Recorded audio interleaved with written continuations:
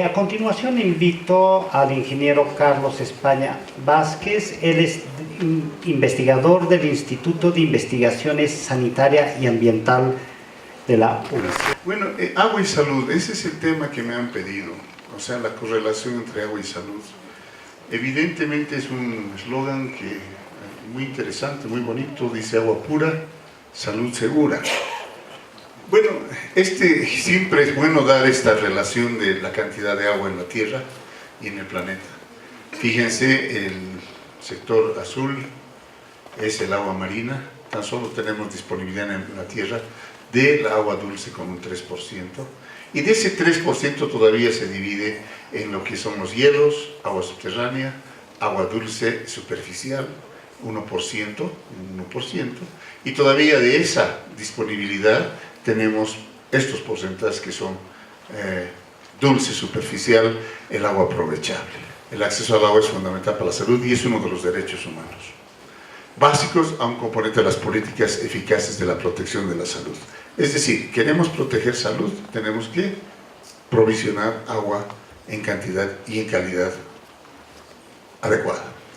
El acceso al agua potable es importante en toda materia de salud y desarrollo en todo ámbito en cantidad y calidad.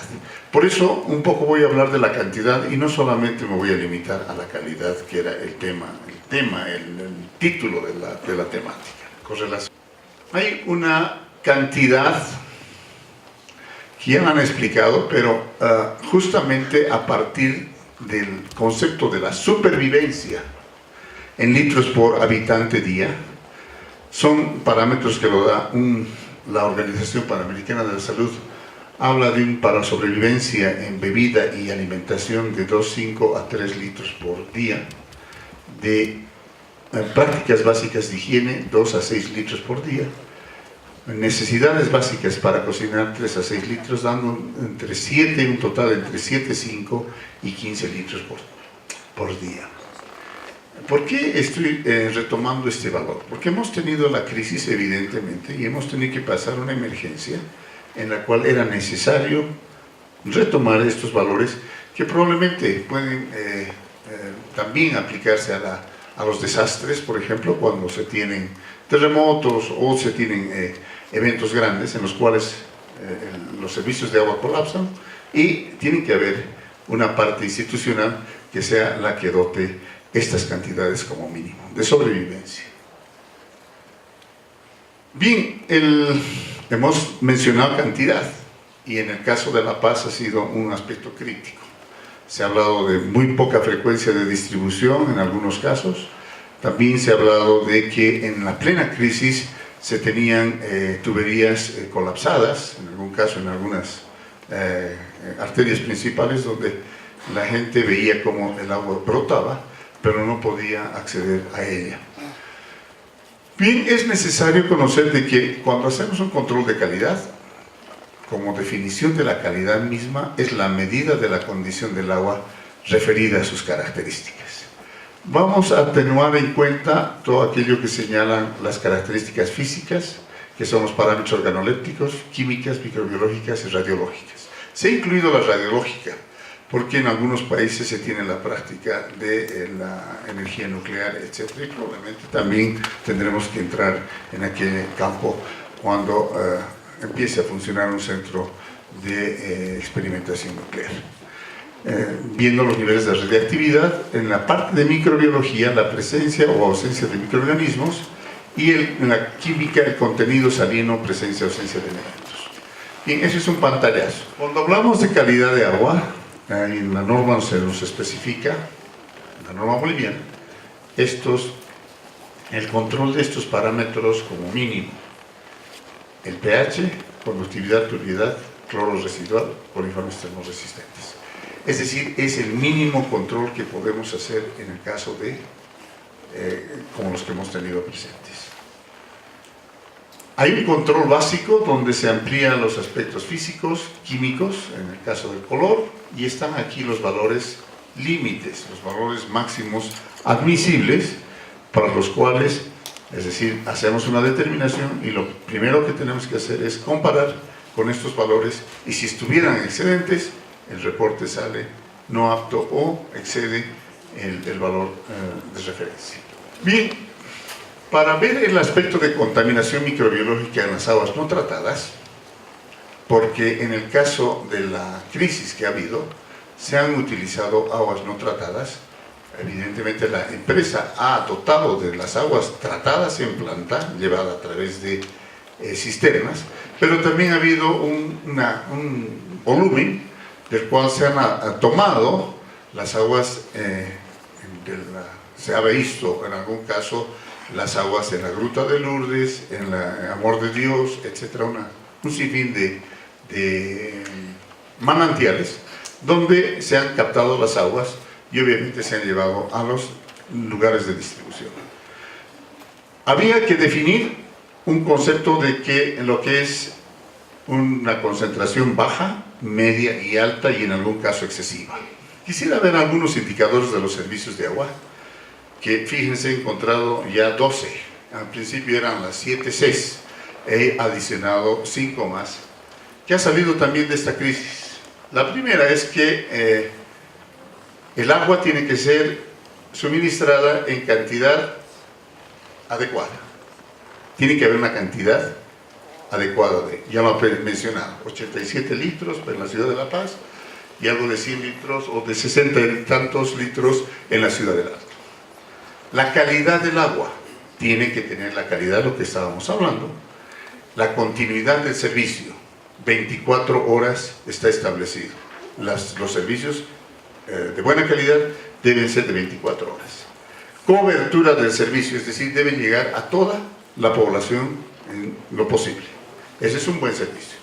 Capacidad del sistema, es decir, que las tuberías, la infraestructura esté adecuada a los volúmenes de agua que se manejan. No se pueden manejar grandes volúmenes en sistemas que están, digamos, ya obsoletos o son de pequeña dimensión. Confiabilidad del servicio de suministro es un poco la percepción del usuario a su servicio, y la capacidad de administración del manejo del sistema. Tiene que haber un administrador que tenga capacidad, y obviamente el costo. Esto es a un costo, se vende el agua a un costo.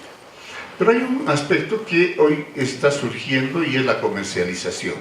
Pero la comercialización no en los sentidos en que lo maneja la empresa de agua, la maneja la empresa de agua, sino en que muchas veces se está haciendo comercio del agua. Bueno, esa situación ya se la ha visto, pero aquí le hago mención porque alguien ocurrió poner agua y salud, o sea, asoció el tema a la salud, evidentemente, ¿no?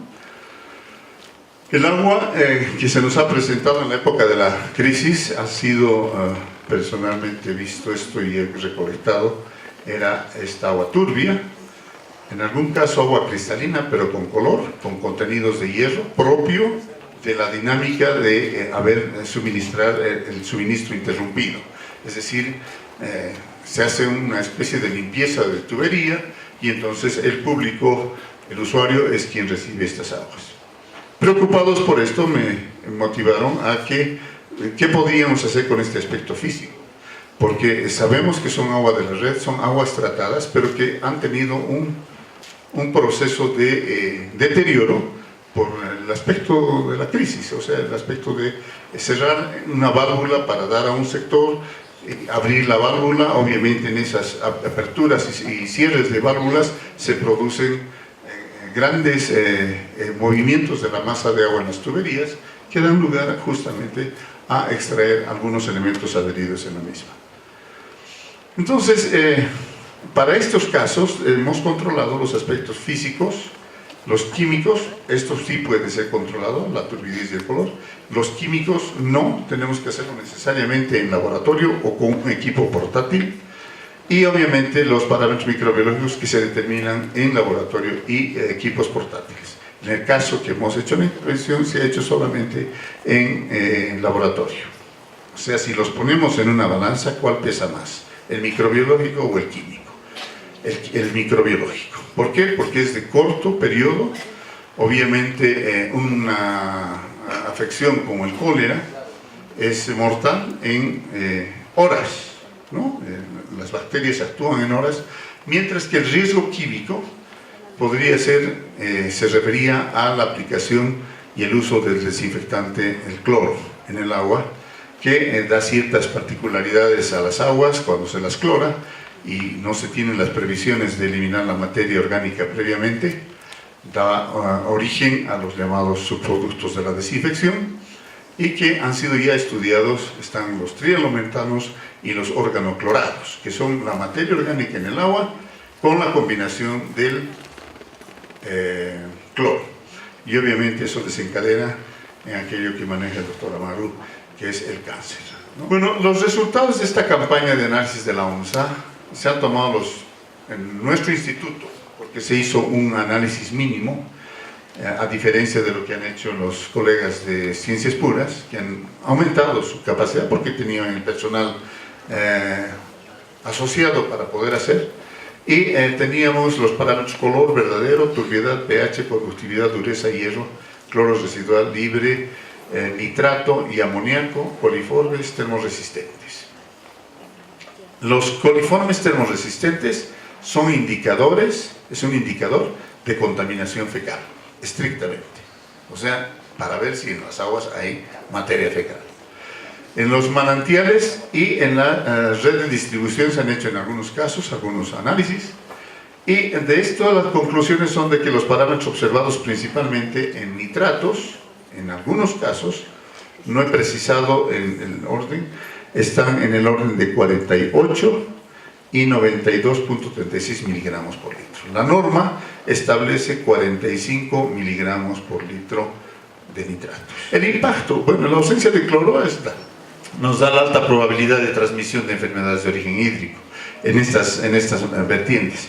Es por eso que cuando se hizo la intervención se pedía de que las personas hicieran un proceso de cloración que está mencionado en esa cartilla. ¿Cómo hacer un proceso simple de cloración? La presencia de nitratos por encima del valor normal, que es de 45 miligramos, y obviamente para niños, ya lo he explicado, niños menores de 4 o 6 meses son los más sensibles a la exposición de nitratos, especialmente aunque se puede producir el cuadro clínico de intoxicación aguda en niños de mayor edad. Este cuadro es muy característico y se denomina la metahemoglobinemia, que es el síndrome del bebé azul.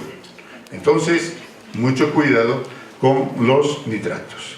Ahí tienen ustedes una relación de la cartilla, se ha trabajado por instrucción del señor rector, se ha trabajado una cartilla, se ha hecho un video. Se ha pasado esto muchas veces por el canal de televisión, el canal 13, y obviamente la idea es que tenemos todavía estas cartillas, vamos a salir hacia las poblaciones un poco alejadas, o sea, de la zona periférica, donde podamos asistir con esa tecnología tan simple que es una botella y obviamente un lienzo a la usanza de Hipócrates, un lienzo de Tocuyo, el cual se lo torsiona y nos puede dar un agua clarificada, ojo, clarificada, pero en algún caso esas aguas podrían ser ya desinfectadas. El famoso Plan de Seguridad del Agua, el PSA, que no solamente es controlar la planta, la red y al consumidor, sino también ir un poco más, ver la evaluación, la gestión integral y evaluación de los riesgos, y la gestión de riesgos que abarque todas las etapas del sistema de abastecimiento, desde la cuenca de la captación hasta la distribución y el consumidor. La Organización Panamericana ha desarrollado toda una metodología y que muchos países han ido adoptándola, y obviamente se necesita un trabajo especializado, y ojalá podamos ya partir con un plan de seguridad donde justamente no solamente se ve calidad, sino también cantidad. Y tenemos que tomar un sistema de alerta, y esto ha pasado alguna vez en los países que han tenido esta crisis, donde sale a diario la alerta del agua, de los niveles de los reservorios. El usuario conoce el nivel de reservorio, y creo que si uno ve que el reservorio está con un 10% o un 15%, deja de consumir en la manera en que lo hace normalmente y toma sus precauciones, sus recaudos para aquello. Bueno, muchísimas gracias por la atención.